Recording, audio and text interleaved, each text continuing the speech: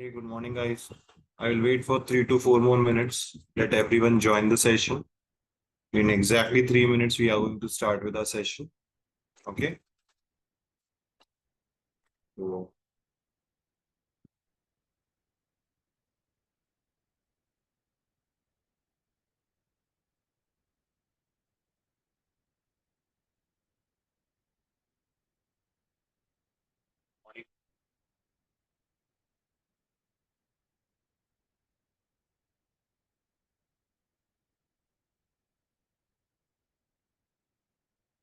So today, the major agenda for today will be we are going to talk about like how we can deploy an application, a basic Apache application on a website, or sorry, on a EC2 machine instances, and then how to take a backup of it and create a replica of that machine.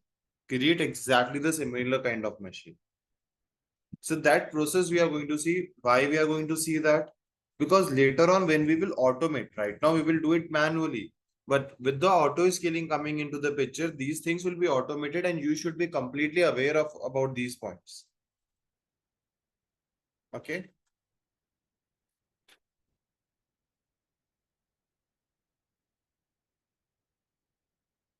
I'll just wait for 3 minutes and then we will be starting at 7:05.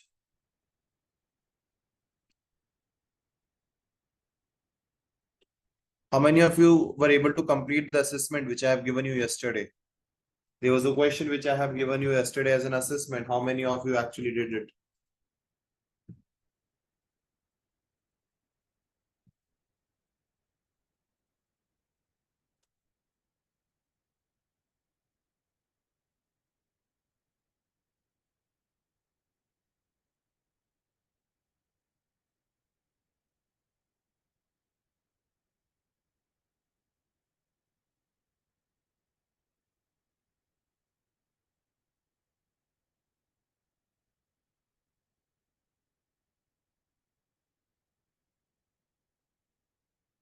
Create an instance and connected to those instances in two ways. Okay.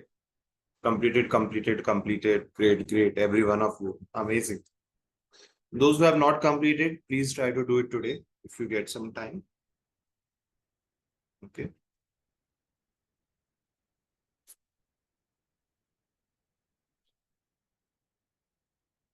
Yeah.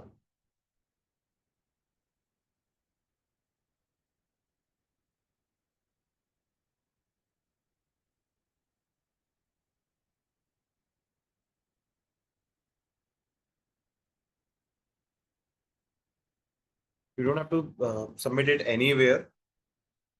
Okay. So nothing to worry about. You have seen the recording. Okay, Madhuri. I will be sharing you the link. Just have a look at it. Okay. We are going to do the same lab today so that you have a complete idea about it. So if I talk about the agenda for today,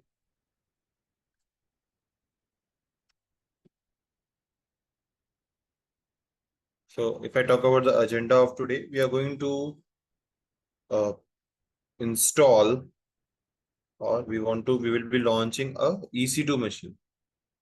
We will be launching a website in the EC2 machine. The first task. Second task would be we will create the snapshots. Create the snapshot and deploy the application or deploy the replica server. Deploy the replica server via snapshot. Snapshot was not being done, right? Third one would be, but there was a problem. HTTP was working, but HTTPS was not loading. Yes, HTTPS will not load because you need SSL certificate for that. There's a SSL certificate. I will show you. Okay, there's a certificate manager which is being there. So that is required. Okay, if time will permit, I will talk about Elastic IP also. But if time permits. So these are the things which we will be doing next first 20-25 minutes. Around it will take around 1 hour. And if some time 10-15 minutes left out, then I will take this elastic IP part. Okay. Now, anyone has any confusion? Till the yesterday's class, anyone has any confusion? And I would really like to thank you guys for your amazing words yesterday. It was really motivating. Now, this is the machine which is there. I will be connecting. I'm not talking on mute. Janardhan, others can hear me, right?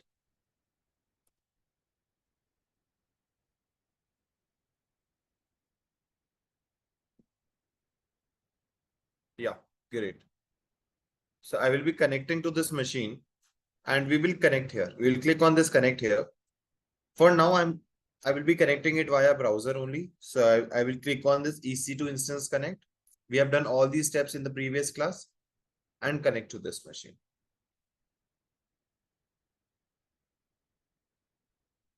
Okay.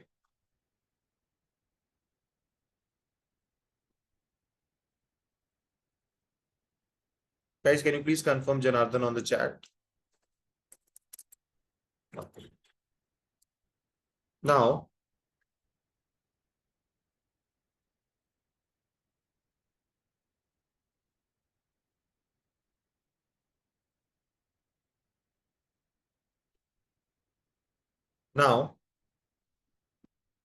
if you look at it, guys, the first thing which we are going to do is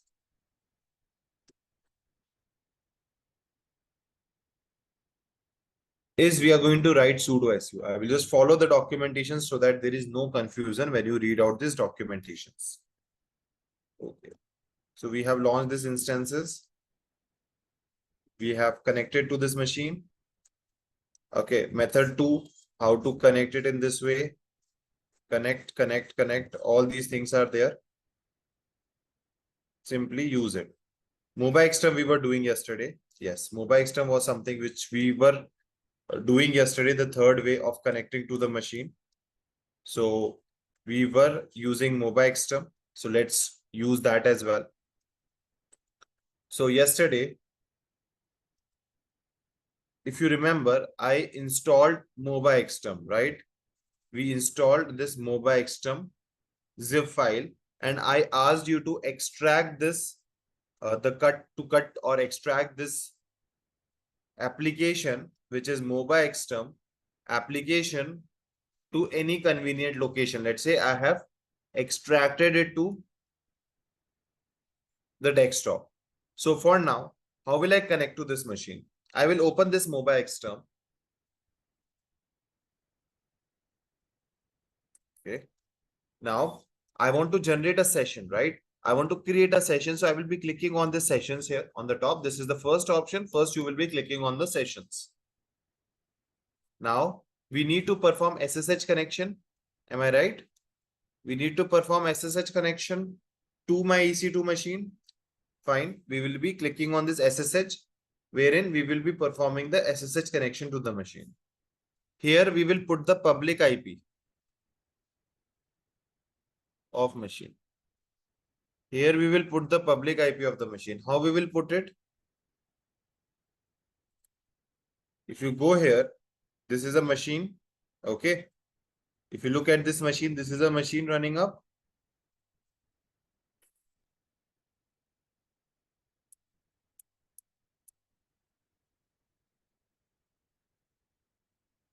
And then I will copy this public IP.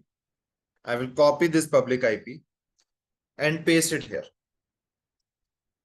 Okay. So we will copy this public IP and paste it here. So this is the third step which you need to follow. You will specify the username. What is the username we should be using here? What's the username we should be using in Ubuntu based machine? Yesterday, I have talked about it. Everyone is giving the correct answer. It's Ubuntu. Right? So we are going to This name is fixed.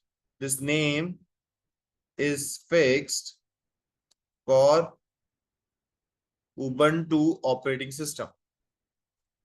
If you're using CentOS or Linux, then it would be EC2-user. But for now, I will be specifying Ubuntu only because we are using Ubuntu as an AMI. Then we will click on this advanced SSH setting. This is a tab which we will be clicking on. Advanced SSH settings. Okay. Now I will select the private key. And here, what I'm going to do, I'm going to select the key pair. I'm going to select the key pair, which we created while creating the machine.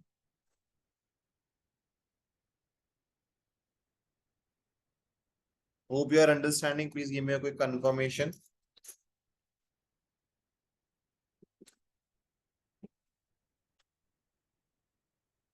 Okay, so we are going to select this key pair here. It's a simple task, right? So we will select the key pair, we will stick on it, and we will select the key pair. Which key pair? The key pair which I might have downloaded yesterday. Yeah, production key. This I have downloaded yesterday at 7:57 a.m. when I was teaching you the class or taking the class, that time only. Okay. Rahul. No problem, Rahul. We are just talking about how we can connect it to the mobile extern. Okay. So yesterday I have shown how you can extract mobile extern. Okay. Then we just open that software. We will click on the sessions here. Okay. This pop-up will appear when you click on the sessions. Here we want to establish SSH connection. If you want to establish RDB, you can select it. If you want to select FTP, if you want to connect it to S3 bucket storage, that is also possible. We will discuss it later on. Now, as of now, I want to do SSH connection to my machine. Okay. Then here the remote host will be present. Remote host is basically the where here you will see that you have to put the public IP of the machine. Okay, so we are using mobile extern. We will be putting the public IP of the machine to which we want to connect. So I went here. I selected this machine. I copied the public IP. This is a public IP, public IPv4 address. We copied that public IP. We specified, we said, okay, we want to use Ubuntu as an operating system. So I will select Ubuntu here. In the advanced SSH setting, I will click on this tab here. Okay, if you want to make some changes in the terminal look and feel, or you can use the other ones. But for now, I want to connect. And I will say that I want to connect it via key pair authentication. This is a key pair. Key pair, which was present or in my laptop. I downloaded, which was downloaded in my laptop.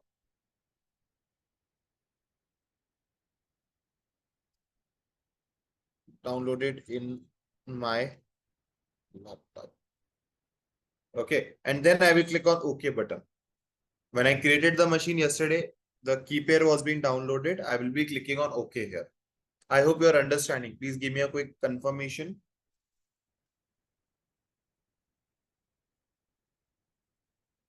Can you give me a quick confirmation here, guys?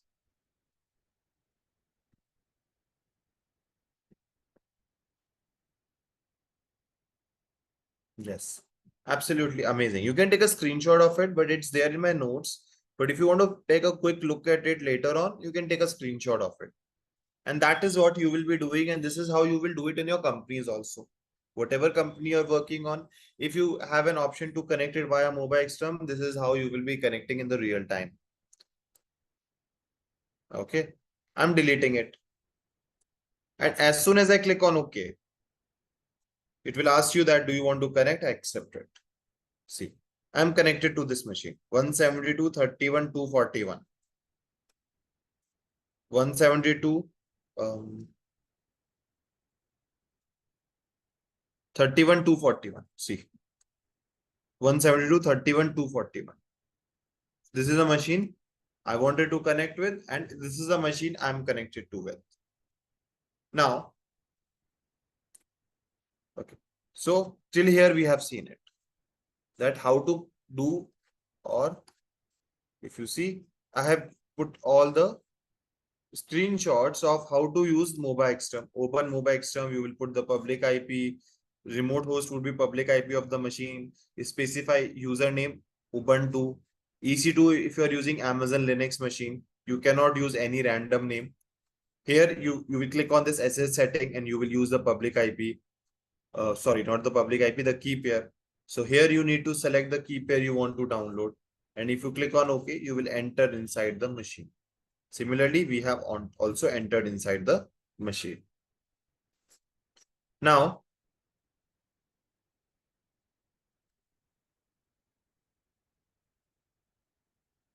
Ernest, clear, but I need a precision on the key pair. We need to load the private key pair here. Yes, the key pair which was being downloaded when you create a machine, right, Ernest? When the key pair, if you remember yesterday, when we created the machine, there was a key pair which was being downloaded, right? Create a new key pair and the key pair was being downloaded. I need to use the same key pair. Only one key pair was being downloaded. I will be using the same key pair. Okay. So there was no multiple key pairs, so we don't have to really worry about that. The key pair which was being associated with the machine, if you look at it, prod key 23 September. And I have used the same key here also, which was there in my downloads folder. Prod key. The same key pair only I selected it. Okay. No, if you don't have access to the key pair, you will never be able to access to the machine. Okay, Shiva? So if you don't have a key pair, only via browser, you will be able to access it. It's a big escalation in the company. Sometimes you might end up taking, like you might even face a lot of difficulties if such thing happens. The key pair need to be taken care of. Okay. Now, now the first command which we are going to write, if you press Control L, it will clear the screen. Control L, L for liar. So it will clear the screen for you. The first command which we will be writing is sudo su. Okay. Now you might be wondering why I am taking up basic Linux commands here, because Linux is mandatory in whatever profile you work in, DevOps or cloud. You should know basics of Linux. So it will give you a little idea about Linux. Okay. Then you can take it ahead, learn by yourself. But Linux is, I feel, somewhat required in every company right now. Now, what is this sudo su means? Switch user do super user. See, right now we have logged in as a Ubuntu user. Now, this Ubuntu user, okay, by default, we cannot perform any task which requires super user permission. Like, for example, if we try to install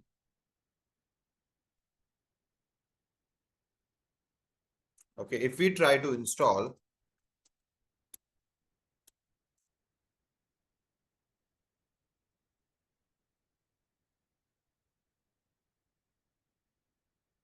now, if we try to install any package, any software, packages, software in the machine, we need super user permission. We need super user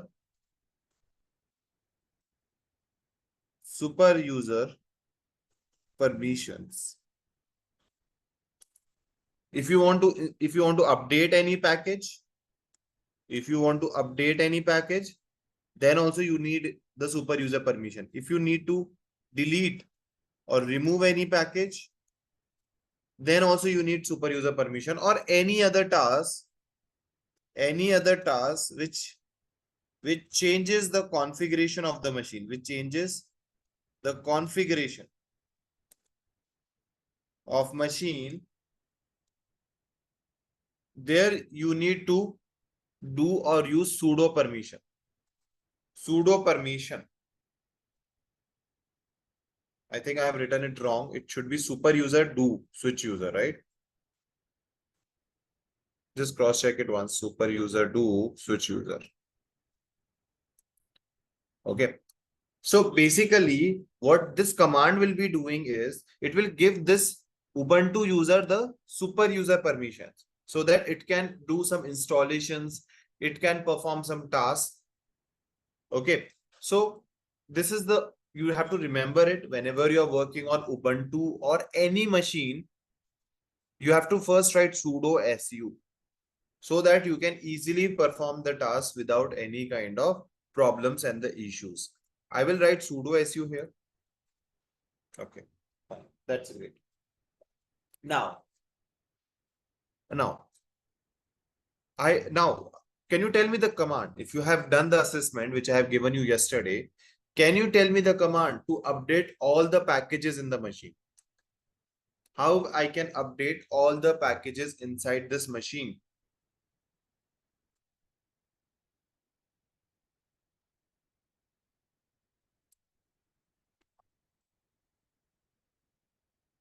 apt update. Yes, apt get or apt, both are same only. Earlier we used to write apt get, but with the latest versions coming up, only apt is working. So apt, either you can write this or this. It's same. Okay. So apt update -y, if you want to put it, you can put it. Otherwise, it's not required here. Now, what is this apt? apt is advanced packaging tool. Advanced packaging tool. So guys, whatever I'm teaching you, it's very important. Okay, Linux is really important. Just do some video from YouTube or somewhere else, but it's important. It's kind of a prerequisite. Advanced packaging tool. Okay, it's a package manager. It's a package manager offered by, okay, Ubuntu to install, delete, or update any package in the machine. It's an advanced packaging tool, APT. Okay, APT, let's say I want to install something, I can do that. Now this command will update all the packages. In Windows, though, we have to manually update the softwares. But if you're writing apt update here, it will update all the packages for you. Apt update. Okay, what it will do? It will update all the packages in your Ubuntu machine, and it's important command because in Ubuntu, no, we have to do it. If you are not doing it, you will keep getting an error. When you try to install any package, it will keep giving you an error regarding some compatibility issues. So this is the command you have to for sure write it. apt update. Yes or no? I hope you are understanding. I'm teaching a little more in depth, guys. Please don't take it otherwise. The reason is because you have to ultimately work in the companies. We expect these things a person should know. Now I will close it and enter. It will update all the packages inside the machine.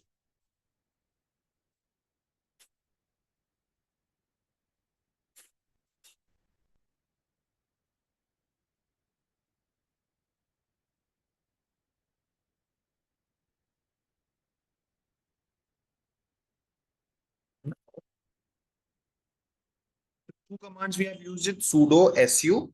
I will give an history, don't worry. It's there in the notes also. But sudo su and apt update. Now I need to install a web server. Web server. Now what is a web server is? We will be installing Apache web server. We will be installing Apache's web server. There is a Tomcat also, which is also web server. We have Nginx is also there, web server. The three major web servers. We use Tomcat for Java based projects. For Java based projects, we use Tomcat a lot. But what is this web server is? We have understood it's some software, but what is this? Okay. As of now, David, just assume packages are nothing but the software. They are already pre-configured in the machine. You just need to install and start using them. Okay, it's like a software. Okay, where the setup is already there. You just need to install them. Okay, David, assume it in that way for now. Like the way you install a software in your Windows machine, same way we can install a package in my Linux or Ubuntu based machines. Okay.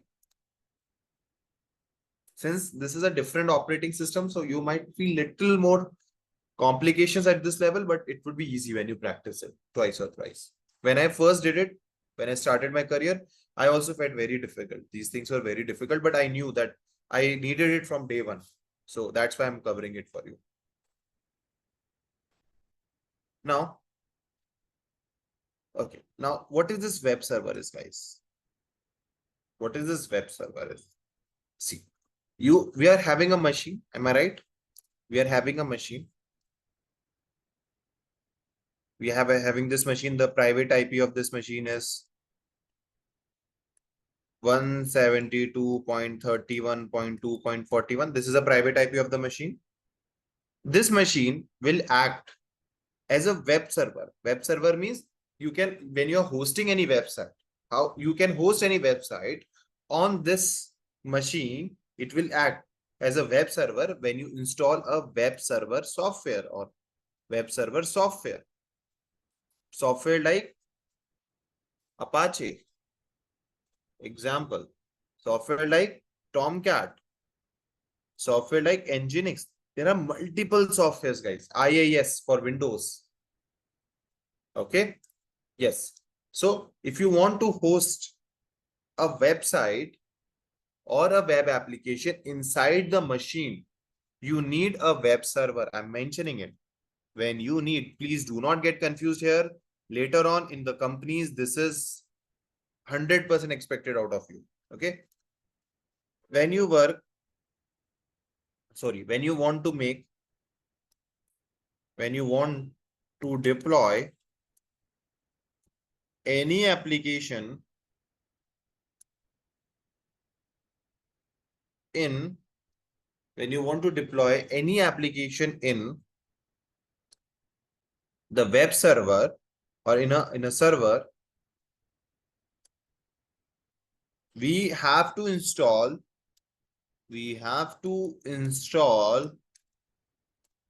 a web server. We have to install a web server package, or in easy words, I can say software inside that server. Then only it will be acting as a, then only we can host a website. Then only you can host a website. You can host and deploy the website on server. Can you read it out once and tell me if you can understand this? These are examples, okay?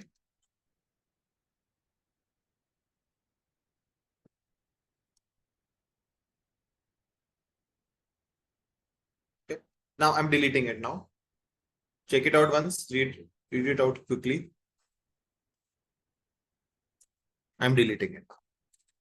Now, here, how will I install it? How will I install that package? Is this Apache Tomcat platform as a service? These are just a software, okay, packages. Now, I cannot actually define a package as a platform as a service or an infrastructure as a service. I don't prefer calling them in that particular way. Okay, but if you want to specifically talk about it, yes, it's a platform as a service. Definitely. Because the platform is being provided, you just need to deploy your application inside that particular platform to make it live. Okay. If you look at the notes here, see, apt update, apt install Apache. Apache is a package name. Okay. So let's do it. Here, what I have done. Okay. apt install Apache 2. Let's do it. Not this machine. This I have been using this. Okay. apt install It just got timed out.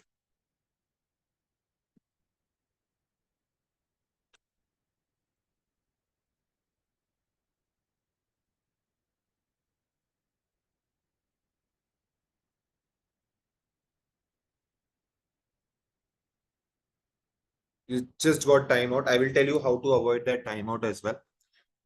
Now, okay. Now I will install Apache 2-y. Now, what is this APT? APT is Advanced Packaging Tool. Install, if you want to install something, you will write install command. This is a package name. This is a package name. Now, you can Google it. You can easily Google it. You will, if you don't remember the package name, you will be able to find it. You can use Chat GPT as well to find the package name. Initially, you might find little trouble to remember the package's name, but I never find it difficult because we use it on the daily basis. So these things will come onto your fingertips with time. -y is yes by default. Yes by default is there. Okay. So yes by default means this package, okay, this particular command would be executed, and it generally, if you're not putting -y, no, it will ask you, do you want to continue? But if you're putting -y, it will not ask you that, do you want to continue? Let me show you once. If I'm removing this -y, see, it will ask me, do you want to continue? Yes or no? As of now, I'm putting no. But if I put -y, no, it will put yes as default only. See, I've not put anything. Automatically, it has downloaded it for me. I hope you are getting it. Confirm, please. See, we have used Apache. Now, we don't have to run this command actually nowadays, because with the latest machines which is coming up, the software automatically gets started up. But here, if you write service Apache to start, this command starts the software. You install the software, you need to start the software. By default, these days with the latest Ubuntu version, we don't have to start it up.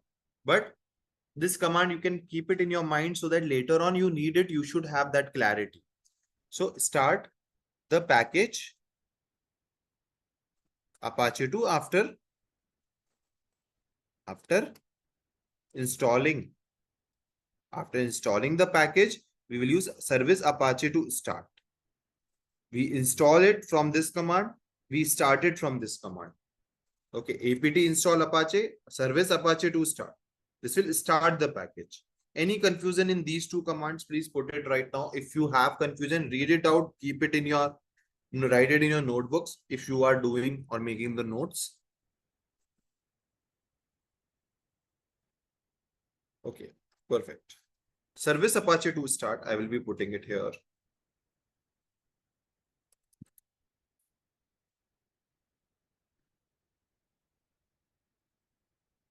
My Apache is started up now. Now, if I go and check the public IP, if I go and check the public IP, you will see a Apache 2 default page. If I Google and show you, you will see everyone has the same page only. Apache 2 default page. If you Google it, you will see it's the same page. Everyone is having the same kind of page.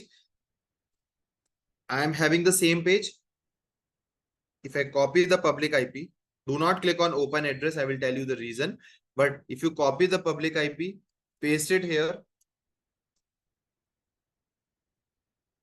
you will see this page is opening for me. If I share this page with you as well, you will be able to open it. You will be able to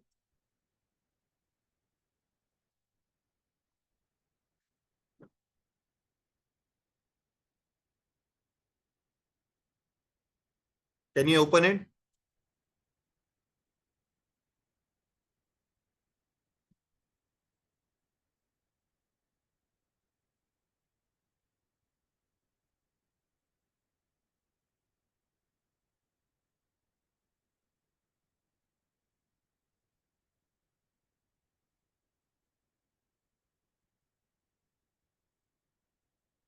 Okay.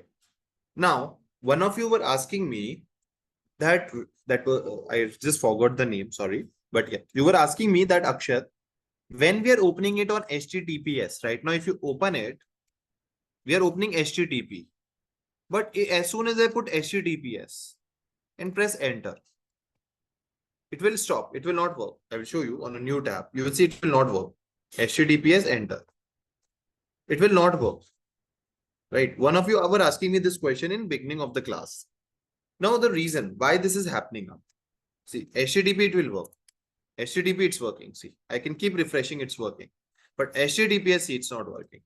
Why it is not working? And if you look at any website, even if you look at Ad Eureka, see, it's on HTTPS. HTTPS. Okay, any website. This, sorry, HTTPS. Any website you pick it up. HTTPS. Okay, it's there. But in our case, it's not opening. And here, when I'm checking it out, it's not secured. You are saying it's not secured. And others have a certificate here. If you look at any of these, Ad Eureka, there's a certificate.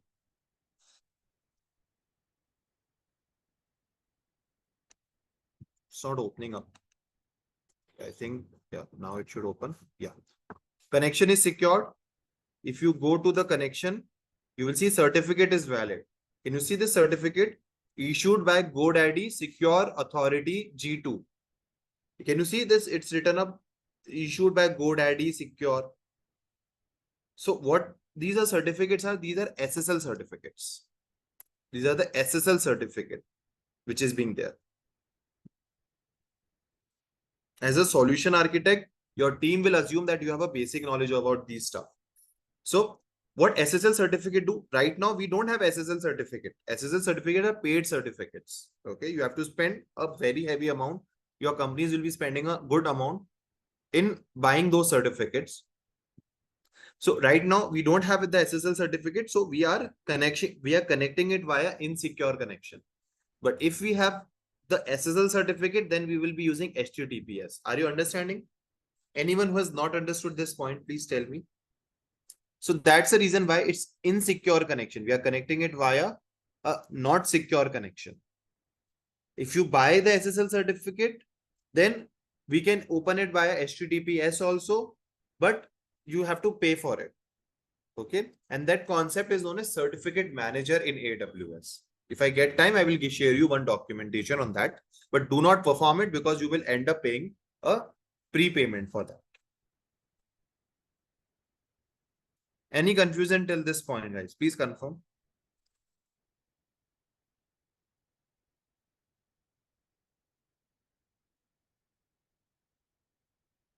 Okay, so we have a question. In Linux, commands are clear, but usually in Windows, to install a software, we first download the software file, and here we are directly installed it from Linux. Yes, they are already, see, David, here we already have some default packages which comes up with Ubuntu.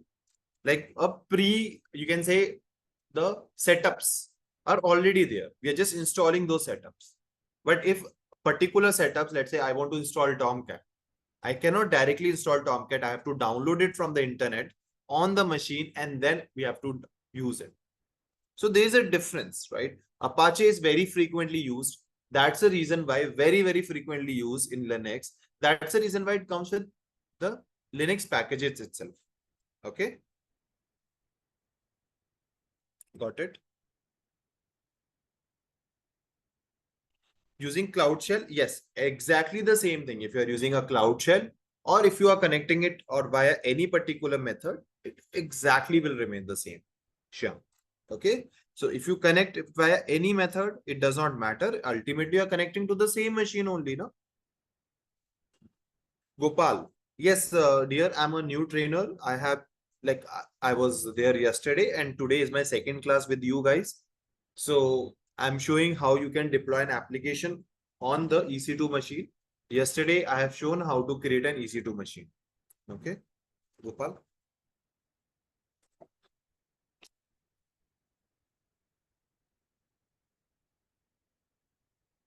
No problem, dear.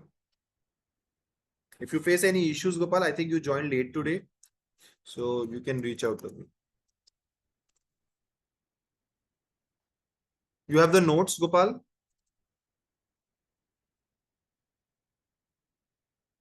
You have any notes? You don't have the notes? I have shared the notes also. So we are following the notes which I have prepared. So I'm sharing you this complete notes list. This is a complete notes. You just have a look at it. I request everyone to please join the classes, live classes. Yeah, I'm sharing it. No problem. I've shared the link. Now, if you look at it, if you look at this message, which is being coming up here, you will see. Now I want to deploy my website here. Okay, I want to deploy my website here. Okay.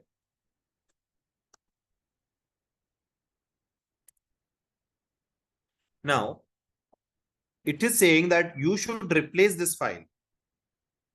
See, do you know that if you open Netflix, the home page which opens, if you open netflix.com, the home page is always index page. Or if you open Flipkart, the home page is always index page. If you open Amazon, the home page is always the index page. If you open this any company, anything, okay, adureka.co, the home page is always index page.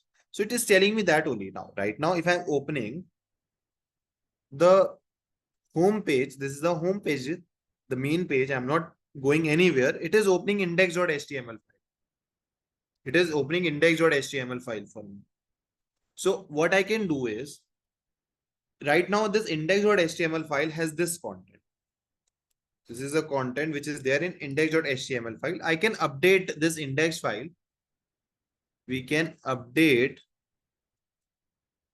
this index.html file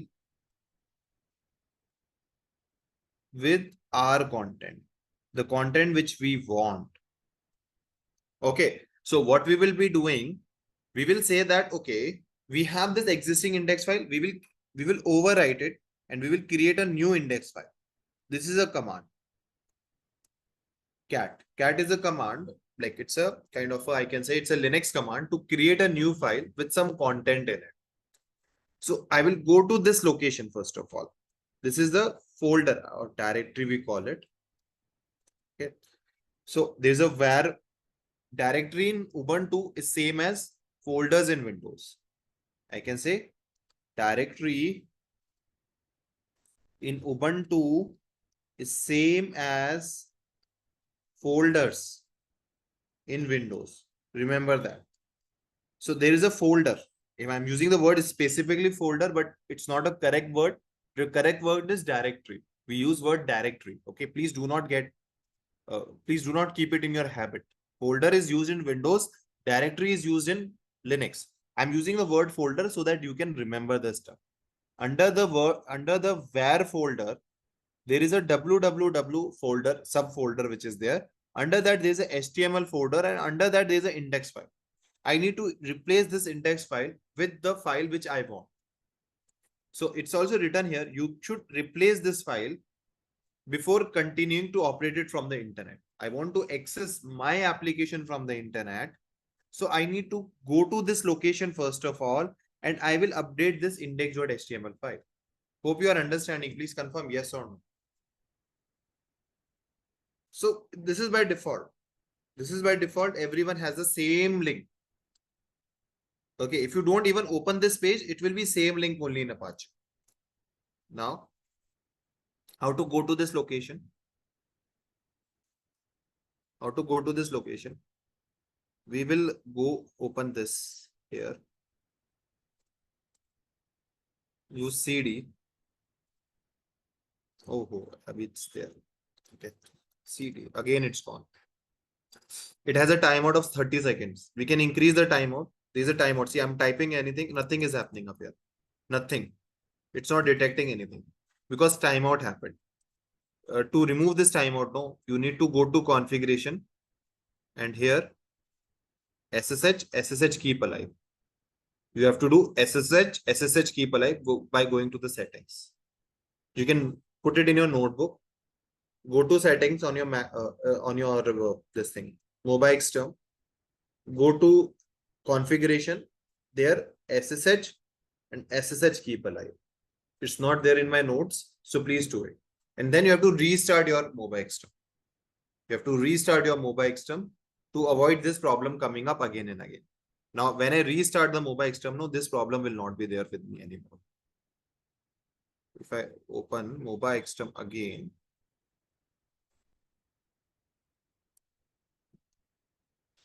I don't have to restart it again and again now. It will not die.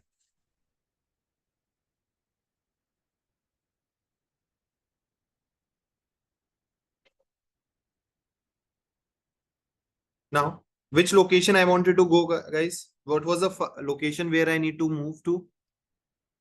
Can you tell me which location I need to move to? Where is my index.html file? What is the directory name where my index.html file is there?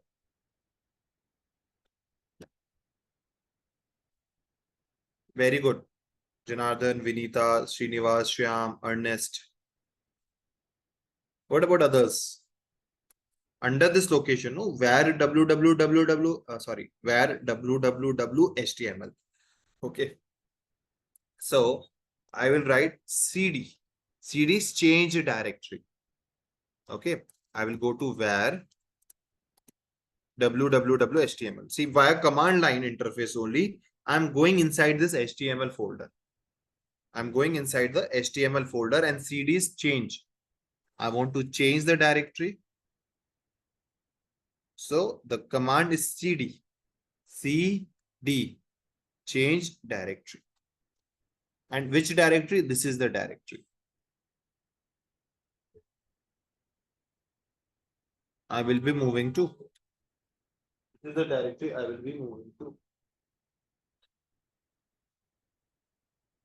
Now, I will press enter and I will move to this directory here. Any confusion?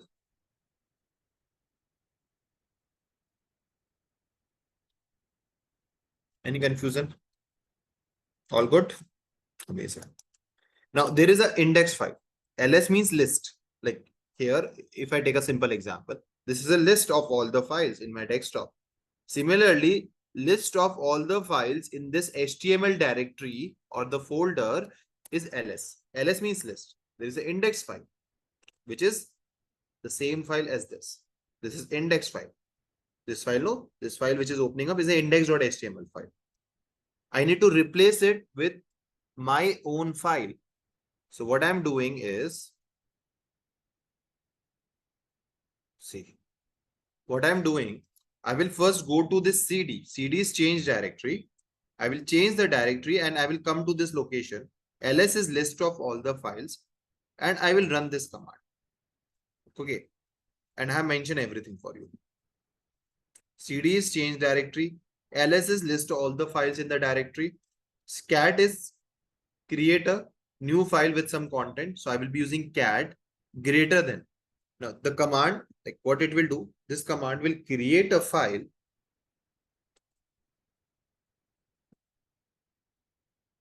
This command will be creating a file.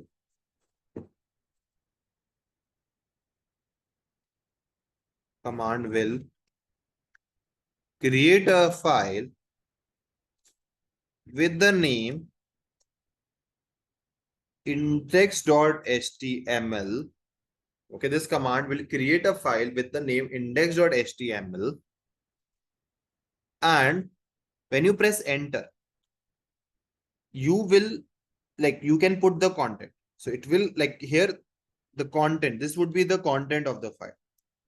So there's an existing file, but this command will override the file with this would be the content of the file. So what we are doing, we are creating a new file, okay, with the name index.html file. If there is a previously there is a file with the same name, it will overwrite it. And this is the content of the file. Hello world. You can put any content. Now to come out of the file, we will be pressing Ctrl D. To come out of the file, we will press Control D. It will, via this particular command, we will come out of the file. Any questions? You got it till this point? Please confirm. Look on the screen. Are you getting it?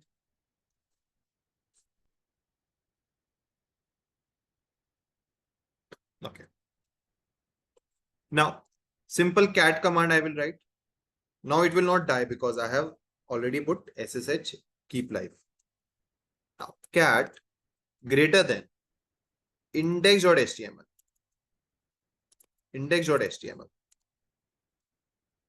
Now it will open this.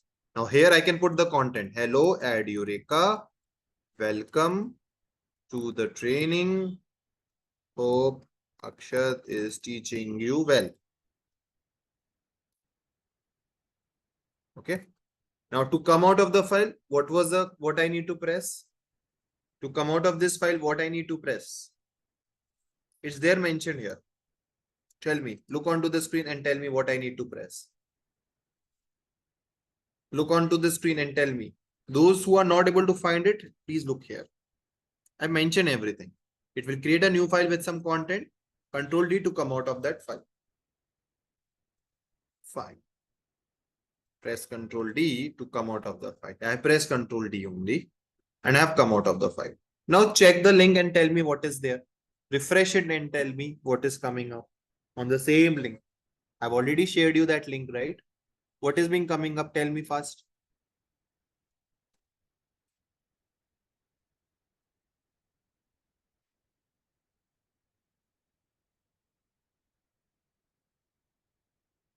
Yes. See, hello, add Eureka. And the same content is being coming up. All right. Everyone is able to understand. Please say yes or no till this point. I want you to quickly look at this notes once. Don't do it. Just quickly scroll down in next 2 minutes and try doing it. Try not doing it. Try checking it out. I've given you this as an assessment yesterday. No problem. Just have a look at it once. Meanwhile, I will upload the next set of instructions for you. Okay, fine.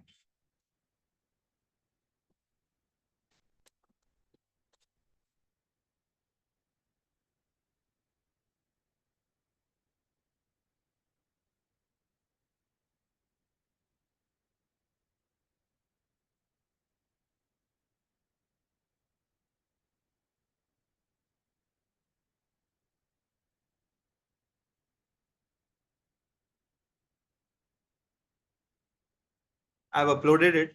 This is snapshot also. We will be moving to snapshots after the break. I hope you are liking the session till now. Anyone has any issues? This is something new, but really important for the company.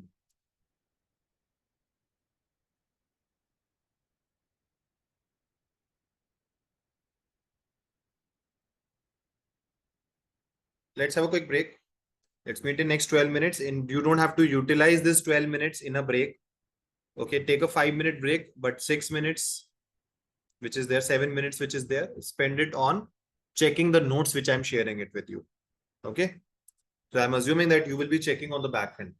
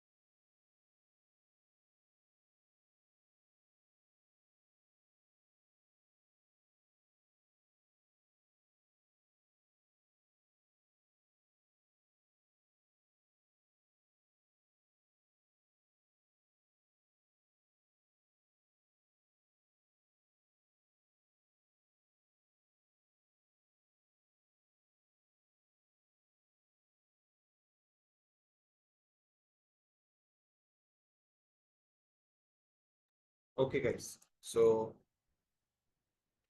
let's go ahead and start.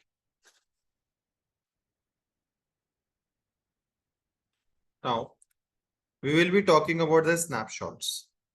Now, in the normal day-to-day activity, if I ask you what is snapshot, what would be your answer? Normally, day-to-day activity. Day-to-day activity.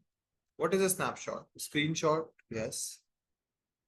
Um, let's say we all of us is going and having a good time in Dubai. Okay. I asked you, okay, Jiva, or let's say Shiva, can you please take a photo of me or take a snap of me? We use this word, right? Take up my snap.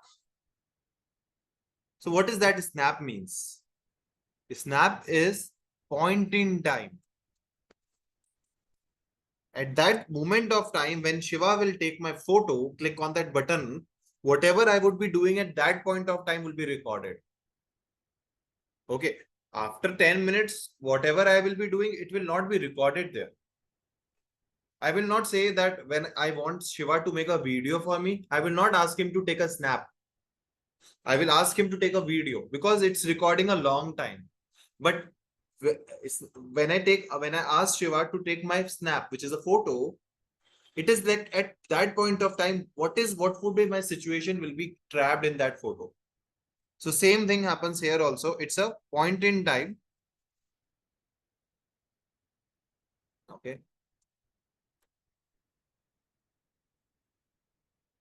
Yesterday you told that you will deploy an application to the server.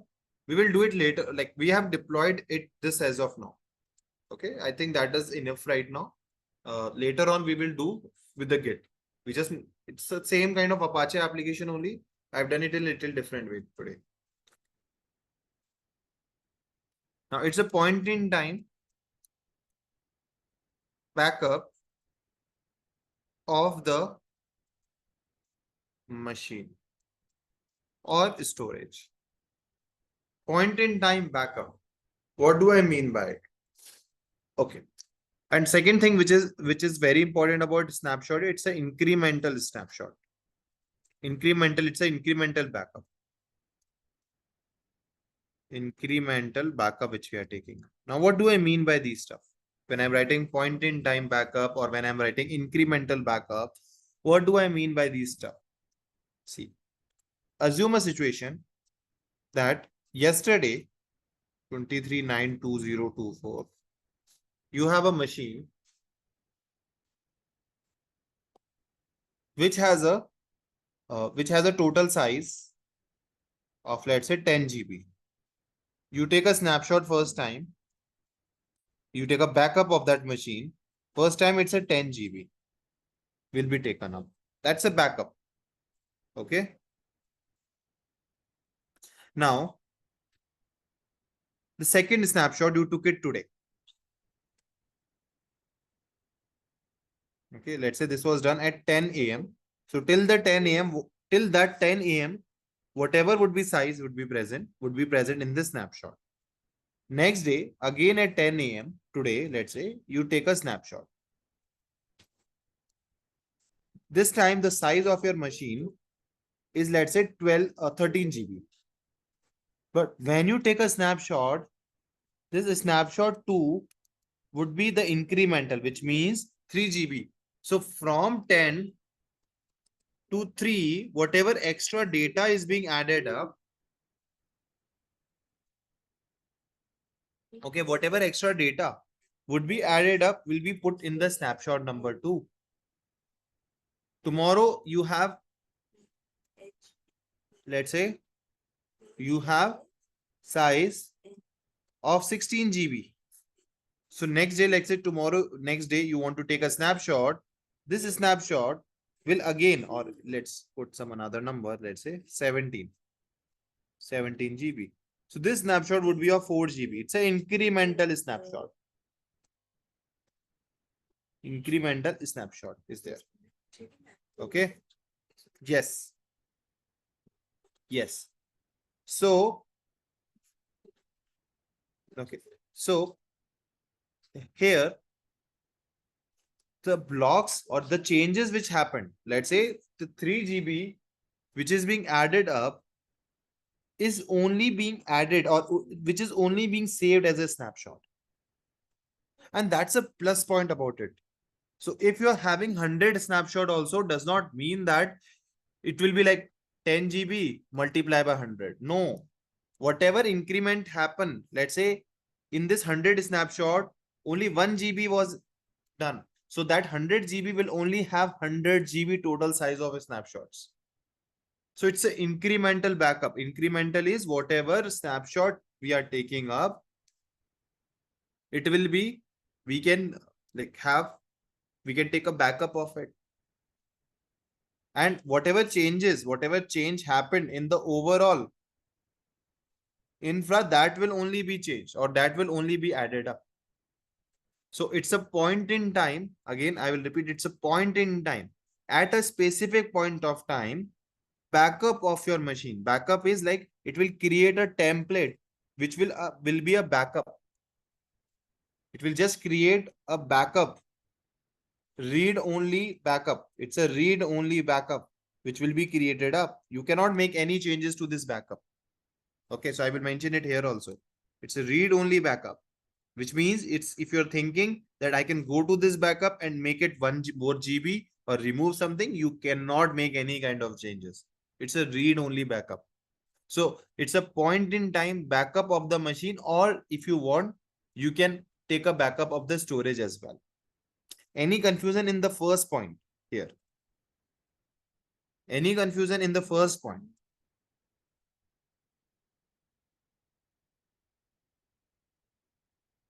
But when we replicate to create another EC2 instance, it will create only the new data, not the old.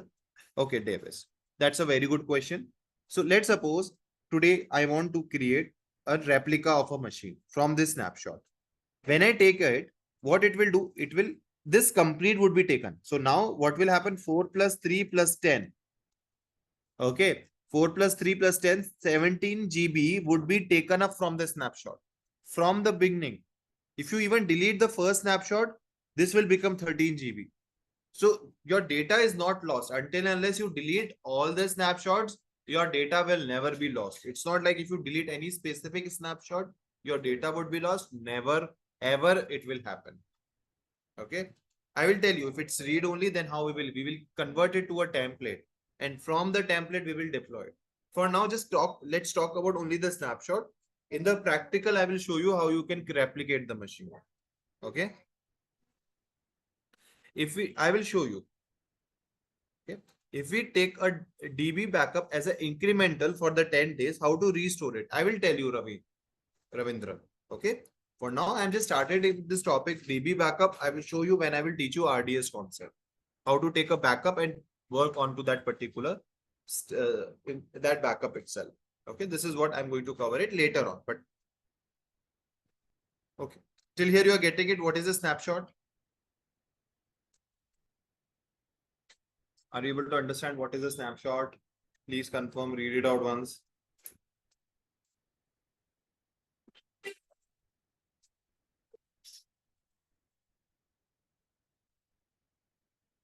Now, okay, let me just give you a little more theory about it. Okay. So when I talk about, or when I write about a snapshot, it's a point in time backup. That's the first thing which we have done it. This snapshot will serve as a backup mechanism for capturing the data and the configuration of your EBS volume at a specific point of time. So what this do? These snapshots serve as a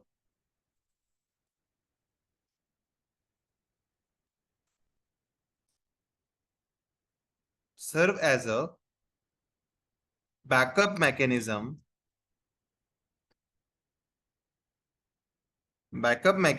capturing the data and configuration of your EBS volume. EBS is the elastic block storage. I will talk about it. Of your EBS volume, which is like this EBS is connected to your EC2 machine. Okay. Okay. With a snapshot, you can easily restore your volumes, replicate the data across region, and improve your durability and availability of your data. We are going to see all these stuff. So with snapshots, with AWS snapshots, we can recover, or restore, I can say that would be a better word. We can restore, okay, the volumes, replicate data across regions, and improve the durability and availability of your data. Durability and availability of data. Again, my data, let's take an example. If by chance you terminate your machine by mistake, now you want to restore that machine. If you're not taking snapshots, then it's a very big task or very big efforts which will be there. Okay. And it is one of the most reliable way to protect your valuable data is creating snapshots. Later on in these classes, I will teach you how you can automate this snapshot creation also. Okay. So you can, with the snapshots, you can protect your data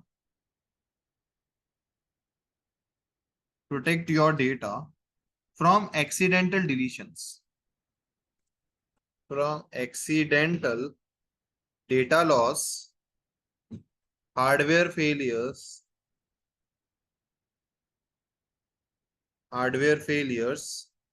and recover from some security breaches which are also being there.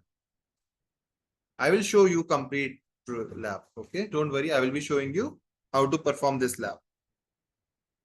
Now let's see how we can create a snapshot. We already have a machine. I will be showing you how to create a snapshot, how to create a machine from that snapshot, how to create a replica machine from that snapshot. So I have this website running here. Okay, I will create a similar machine with exactly the same content. I will show it to you, all these stuff. Okay, if you just read it out once and tell me if you are able to understand what is written on the screen. Please confirm if you are able to understand what is written on the screen.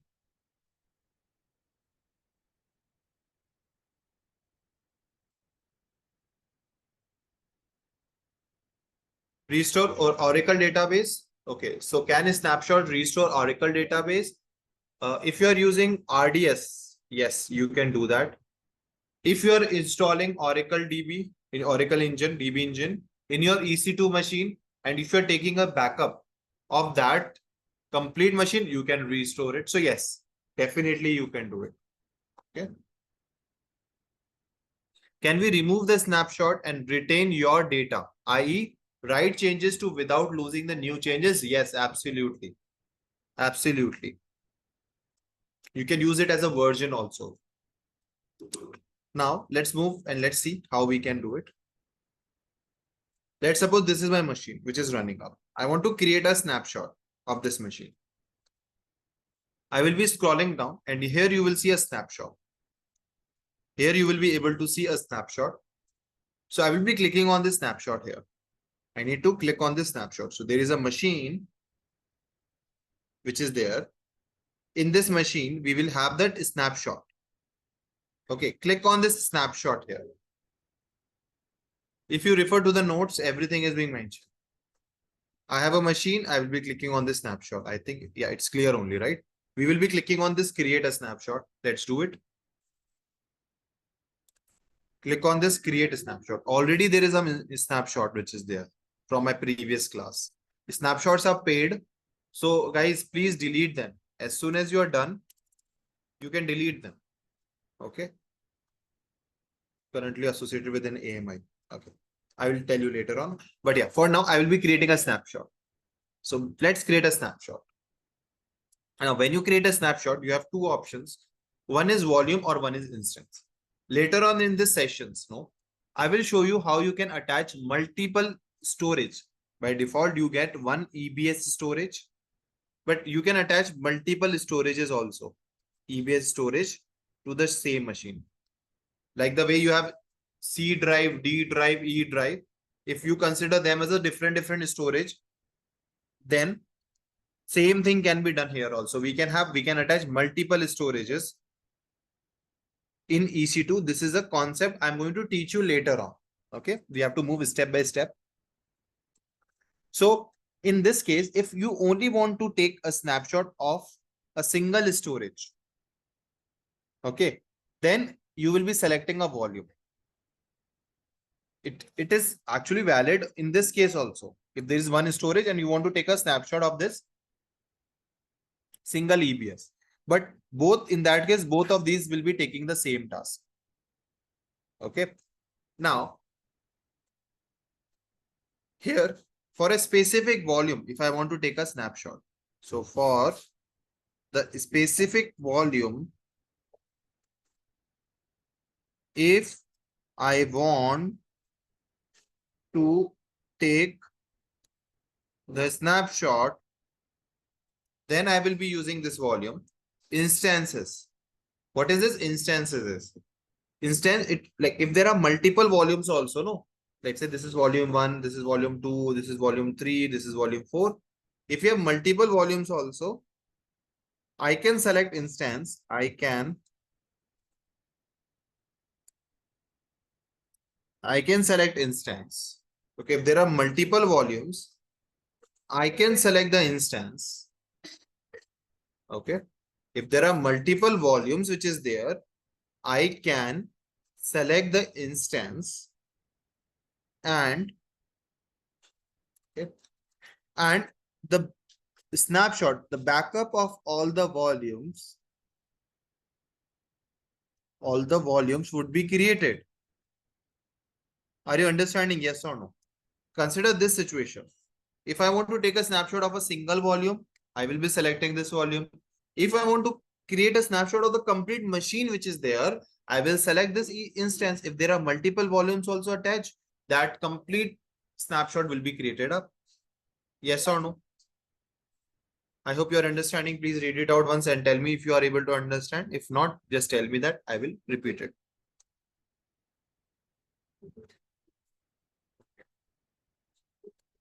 Now, for now, I will select instance. Okay. And I have two instances. One is my Docker training, which is going on. And one is the ProdMac FE app. So I will be selecting this ProdMac FE app, which is the machine which we created yesterday. Yesterday, we have spent time to create this machine. Those who are not aware of it, please check yesterday recording. You will find everything there. Here you can add up a description. Let's say this is my first snapshot, or I can just say this snapshot consists of application running on index.html or running on Apache. Okay, this is the application, right? This application we deployed it. Now, this is an option, you can ignore it. If you want to exclude some root, let's say here, if you have multiple volumes, okay, in instances, if there are multiple volumes attached to the instance and you want to exclude some root volume or some specific volume, let's say in a machine, I will show you this lab separately, okay, how we can connect multiple storage. If let's say we have 4 storage, 1, 2, 3, and 4. This is root. Root means the storage where the operating system is installed. Operating system installed in one of the storage, right? So this is a root storage. So if you want to exclude the root storage, you can select it. Or if you want to exclude some specific, let's say one, I don't want the backup. So I can put that one storage name and it will only take a backup of 2nd, 3rd, and 4th. That is absolutely possible, right? This is a very good use case. If you have multiple storages, then you want to remove 1 or 2 storage, you can do that. Otherwise, you have to create it 4 times, 3 times. If you're just selecting volumes. Now here, I will scroll down. You can add some tags like key value pairs. It is not being required as a solution architect, but in DevOps, it's a very important, it plays a very important role. But now create a snapshot. So this snapshot demonstration, no, this snapshot consists of the second one. It's saving it up. Right now it's in the pending state. Okay. So this is how the snapshot can be created. We can simply go and click on this launch snapshot, and we can simply create the snapshot. But my task is not just to show you the snapshot. My task is to create a replica machine. Ultimately, I have a machine where my application is running up, which says, let's say, hello world. I took a backup of the machine and created a read-only template, which is read-only snapshot, which is, let's say, my snapshot. I will take that any example. Okay. Now, how will I create a replica of the machine? Let's say I want to create. Okay. I will create a replica of the machine. Guys, please take this link. No. Give me a minute. Yeah. How we will do it? You tell me this. How we will do it? I want to create the same similar replica machine which says hello world. How we can do it, guys? Tell me this.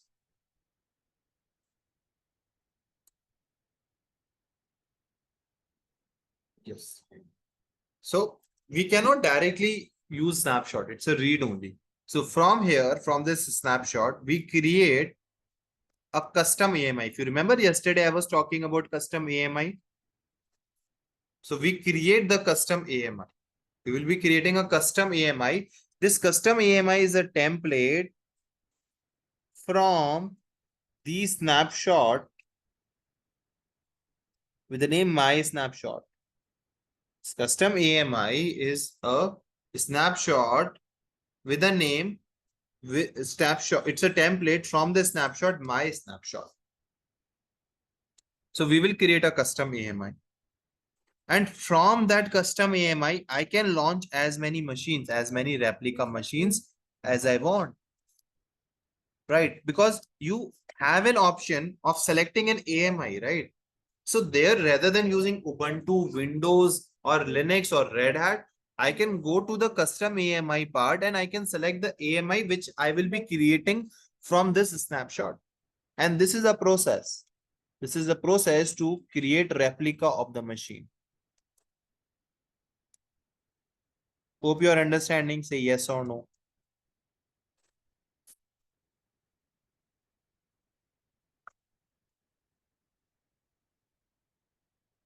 This custom AMI is exact replica here. This custom template from the snapshot, it will have Windows. It will have your operating system plus application software plus any files, everything as a template would be there. Okay, so everything would be present up. Now, how to do it? Let's see. Okay, so okay. Now we will come back here. We will go to the AMI. Okay, we will be going to this AMI, which is there. We have a snapshot. We will go to this AMI here. I will give some name to the snapshot. Or it would be easier then.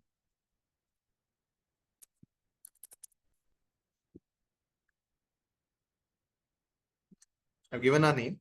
There's a pencil icon which comes up and you can give the name. Now, if you click on this AMI, you will see an option here. But for now, let's directly create it from here. So I will select this snapshot and I will click on the action buttons. Or I will see that we have an option of, where is it? It's not created yet. It's in pending state. That's why it was not coming. Yeah, now it is done. Select it. Keep refreshing, okay, from here. Select it. Go to actions and then you will see create an image. If you want to create a storage, we have not discussed about the storage right now. But yeah, if you want to create a volume, you can create it. But if you want to create an image from the snapshot, you will be selecting this option. If you want to create an image from the snapshot, you can use this particular option here. Select it, come back here and create an image from the snapshot. I will be creating an image. Image is nothing but the AMI, Amazon Machine Image. So we will create an image here. So if you look at it here also, after creating the snapshot, okay, after this is being created up, you will click on the actions and create image from the snapshot. If you look at it, see here also it's being mentioned in the notes. So let's do it. We'll create an image from the snapshot. Okay, so we have a question. So this option will be available only if we create the snapshot from the instance. Yes, that's the only that's the only way we can create a snapshot. No? The snapshot is a read-only backup. Okay, snapshot is a read-only backup of your machine, point-in-time backup of your machine. You need a template. Okay, when you create an EC2 machine, you need a template which consists of operating system and which consists of any application files, which consists of any other files. Okay, being present as a template, which my AWS can understand, which is being installed inside my EC2 machine. And that is what an AMI is. AMI is a template which is actually is being configured with your EC2 machine.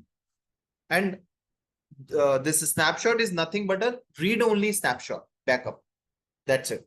Okay. So if you want to create a backup, you will create a snapshot, and later on can easily create an AMI, and from the AMI I can launch the machine. This is something you should actually remember. Okay, this is a complete process we follow. Now the image name. Now here the image name would be coming up, my first image. Any name I can put it. My first image will be coming up there. Okay, this would be the image name. Description, or let's not put it Apache application IMG. Okay, here I can put some description that this is the Apache application running on index file. Any name, anything you can put it in description. Architecture is we have two architecture, multiple architectures. One is ARM processor is there.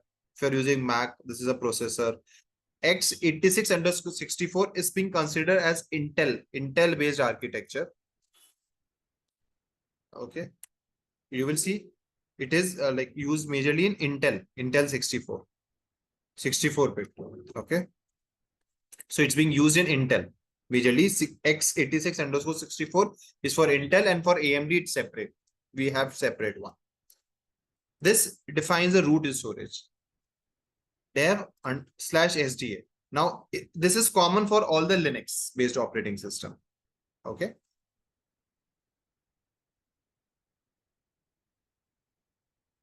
This, what we will do, let's say Linux default, okay, default root storage. If you see, you will find the same link here also. Same location, you will be able to find it here. SDA somewhere, if you Google it, you will search it or you will find it. Okay. Root storage, SDA something. Yeah, SDEF. See, Linux operating system into your main partition, which says dev SDA1, which is inside your root. So what happens, let's say in Windows, we have a C drive where my Windows is present. Same way, this is what defines the root location. This says that under this, the operating system would be present.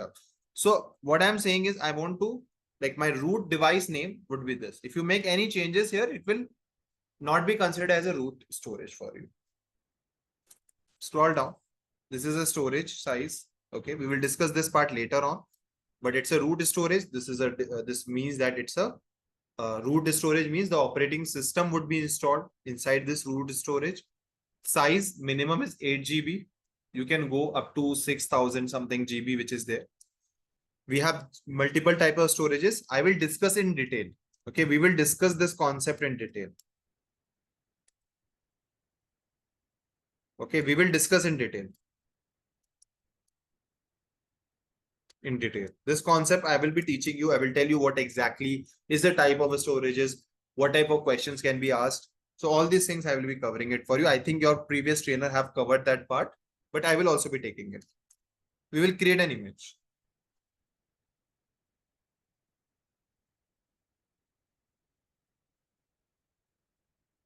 Okay.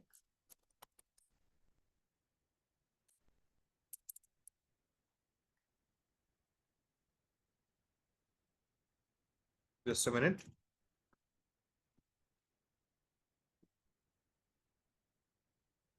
Now,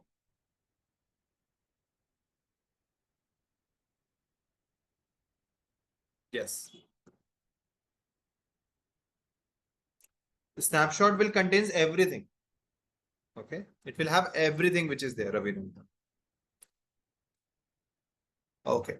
I see we could create an image from the EC2 actions images, create image. When should we see? You can use that approach also. But personally, I prefer using a snapshot because whenever you're using your client account, okay, your company will configure that automated creation of snapshots. You will not be doing it manually. Why you will go and create a manual machines? Your company will set it up for you. In all the projects I have worked from my beginning of my career, these snapshots are already being created for me in all the projects. So on all the projects I have worked on. So technically speaking, you will never be going and manually doing this stuff. You will always have it done in your company when you're placed. Okay, Janardhan? So in the real time, the one which you are saying, you can use that very well, no problem. But always you will see that you have a snapshot and you will go to the snapshot, create an AMI and simply create a machine. That is what you will definitely prefer. Now, if you go to this AMI now and refresh it, see, Apache app image is being created up. This image is being coming up. This AMI is being coming up. I can give some name. Apache app IMG.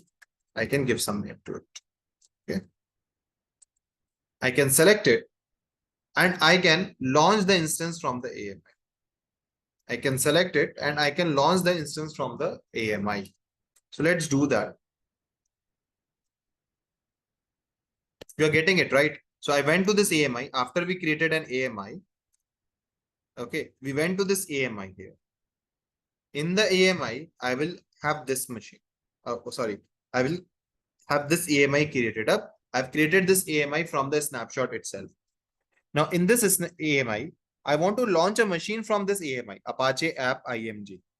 So I will be simply launching the instance from the AMI.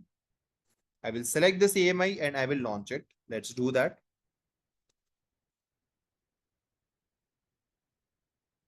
Okay.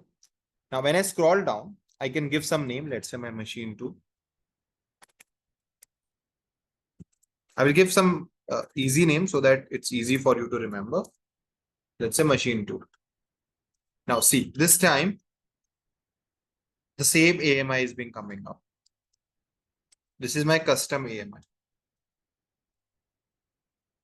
Right? This custom AMI is there. So now this custom AMI is being coming up. I don't have to select any other AMI. I will use this custom AMI. It will install Ubuntu. It will install Apache. It will deploy that application. Everything is there in this template. I don't have to make any kind of changes. I can go to this my AMI. There also this AMI is being present because I have only created it. Okay. So we have this AMIs. We have used this AMI and we will be using this AMI here. Okay. We did, okay, what config will the image retrieve from the snapshot? We did x86 architecture earlier. Was it required or it can retrieve automatically? You need x86 architecture. Okay. You will be using x86 architecture only. Okay. But it will actually not make much of a difference.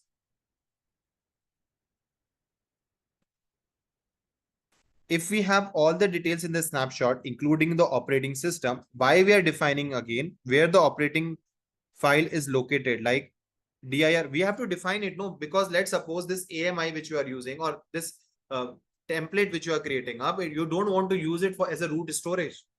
You want to use it as an external or a different storage device. You have a machine, you want to attach that to an external storage. That can also be done, right, David? So just for that sake of purpose, it is asking us, but we can keep it as default only, David. We don't have to worry about it. Okay. I can select the instance type. T2 micro would be the instance type. I can select the key pair. I will use my existing key pair, or I can create a new key pair also, or I can use the one which I have created yesterday, or I can create a new one. Okay, you can create a new one. My second prod key, and I can create a key pair. Okay, so I can create a new key pair here. I will allow HTTP. I will allow HTTP. So, which will give the internet connectivity. SSH will help me to connect to that particular machine. So what changes I have done? I've just given the name. This was automatically popping up because I have launched the instance from the AMI. So these custom AMI will be automatically coming up for me. In the instance type, we have T2 micro, which comes with 1 vCPU, 1 GB of RAM. I don't want you to spend some extra money. So keep it like that. Here I can put up a key pair name, and I can define that we will be using SSH and HTTP. If you look at the notes also, we will define it. We will give all these stuff. We will create an image. We will go to AMIs, select it, click on launch instance from the AMI, give the name. Let's say here I've given Akshat EC2 second machine. I can just scroll it down and simply launch the machine. Okay, so let's launch the machine now. Same key pair can be used between multiple machines. You can have individual key pairs also, but what we prefer in the real time is we keep one key pair only for multiple machines. That is what we use it in the real time scenarios. We do not keep creating multiple key pairs. We keep one key pair which is being shared between multiple machines. Okay, I can go to the instances now. If I refresh it from the top,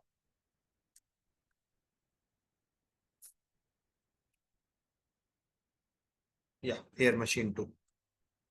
Right, this machine 2 is there. Now, do you think if I copy the public IP of this machine 2, the application would be running up? This is a different IP. This was my previous machine, 65.2.78.55. This is a different machine, 65.1.133.49. Both are different IPs.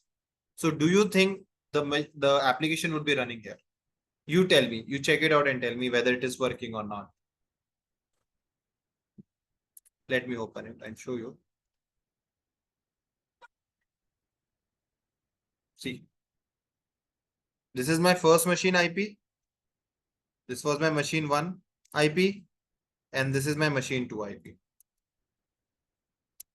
So exactly the replica machine I have created, right? And this is a simple process which we have followed.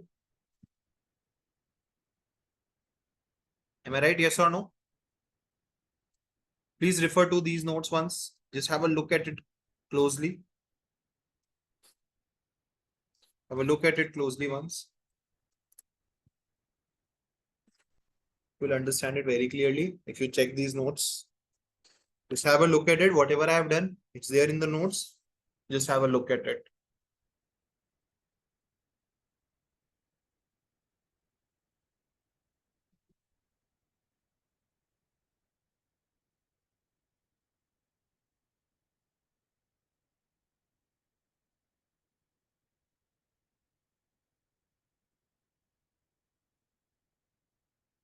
Try doing it once.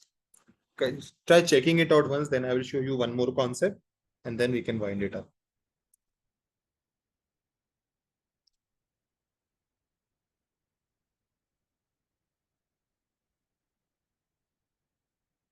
Do snapshot and AMI add up to your billing? Absolutely. Okay. So you have to delete the snapshots regularly. I will tell you how to delete it also. Okay.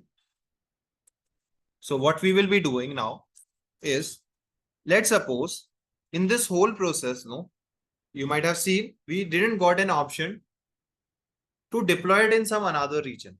Let's suppose I want to deploy this snapshot in North Virginia. There was nowhere it asked me that in which region you want to deploy, right? It nowhere it asked me that part. Okay. So let's take an example. You have one machine which is in Mumbai region. Your client wants to deploy it in North Virginia, the same machine.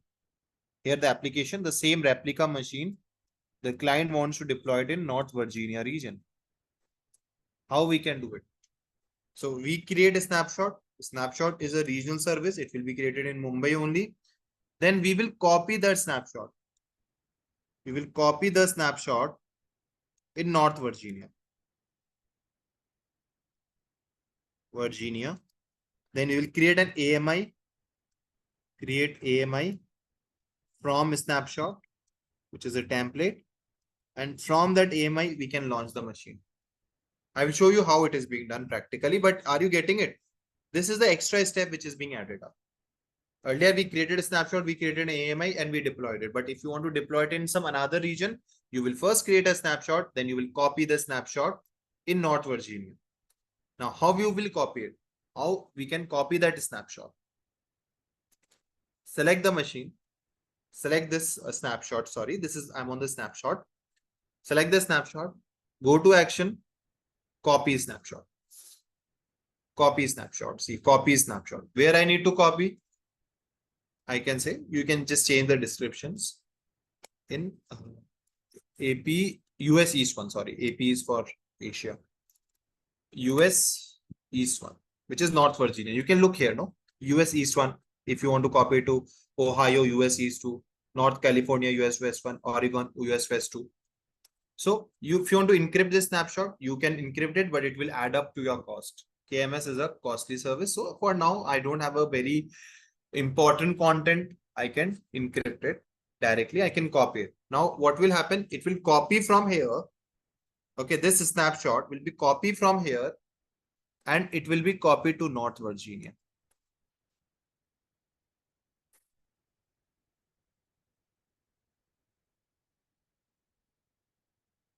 I can open two different regions. Here I have opened Mumbai in one tab. In another tab, I've opened North Virginia. In two tabs, I can see copied snapshot. Right now, it is in the pending state. See, I'm copying the snapshot in another region, and then from that, I can create an AMI, and from the AMI, I can simply deploy the application. Hope you are understanding it. Please confirm. Everyone, now, great.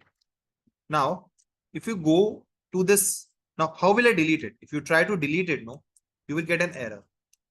See, if you try to delete this snapshot, you will get an error.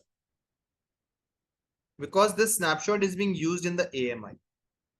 The snapshot is being used in the AMI. When we copy the snapshot in another region, we have, should we have a machine in another region? No. From the snapshot, you will create an AMI and from there you will be creating a machine. Okay, it's not mandatory to have any machine in another region. Okay, Srinivas, understood, right?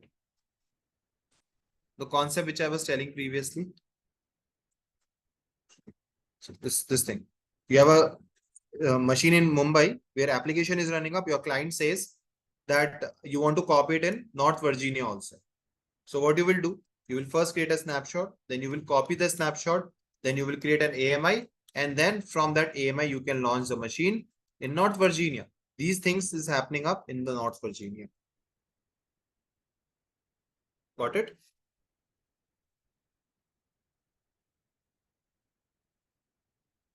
Yeah. Now, snapshot, you will not be able to remove it. First, you need to deregister the AMI. There is no deleting the AMI. Deregistering the AMI will be coming up. You need to first deregister. Second one is deregister. Deregister. Okay, it's being deregistered. Now, if you delete the snapshots, I will delete both of them together. And if I delete it now, it will be deleted because there is no AMI associated with it. Here also I will delete it. It's a paid service. Like if you keep it like that, there might be very little billables would be there. So please try to delete after you complete the lab. Please try to delete the snapshots after you complete the lab. This is my humble request to every one of you. And this is how you will delete the snapshot. Any questions you have, you can please ask me. Any questions you have? Do you have to create? Yes, or we have the snapshot. It's the same process you will follow in North Virginia also. You have a snapshot in North Virginia. From that snapshot, you can create a AMI, and from the AMI, you can create a machine. Absolutely, Aurav. Try it once, you will understand. No, machine will not be affected in any particular way. Machine will not be affected if you deregister the AMI. Okay, until you remove the machine, nothing will be affected. Even machines will be there as it is. Okay, until you terminate the machines, nothing would be affected. Aura and David, you got it, dear? Both of you? I'm terminating the machines now. Okay. In the next class, we are going to talk about billing, and also we are going to talk about the storages. Okay, so these are the two things which we will be covering in the next class. I'm giving you one documentation on billing. If you get time, please read it out.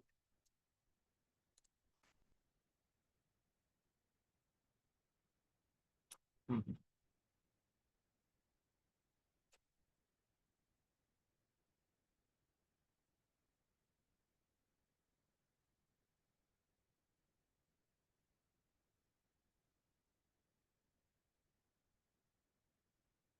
Okay, so I'm uploading it in the same place. You can refer to it.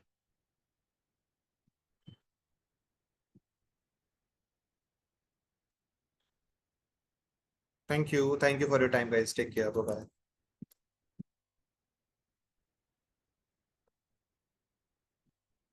Thank you. Good night. Oh, good morning. It's a morning for me. Yeah. Shishir. We have just started a day. Thank you.